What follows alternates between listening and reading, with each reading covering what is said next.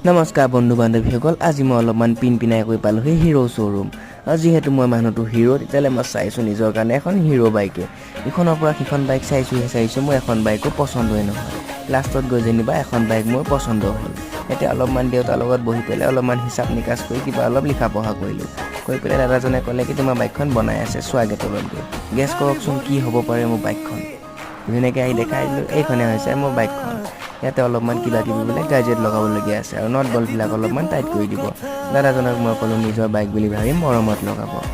কাৰণ বহুতো কষ্ট কৰি নিজৰ ধনেৰে লৈছোঁ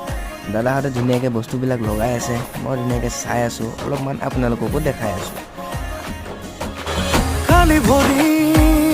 বাইকখন মোক ধুনীয়াকৈ ৱাছ কৰাই দিলে এতিয়া বাইকখন লৈ মই ধুনীয়াকৈ ঘৰলৈ যাম যিহেতু মোৰ GoPro নাই আৰু হেলমেট ষ্টেণ্ড নাই তো মই ঘৰলৈ যোৱা ভিডিঅ'টো আপোনালোকক দেখাব নোৱাৰিম এটা ধুনীয়াকৈ আহি মই ঘৰৰ পৰা লৈ মায়ে বাইকখন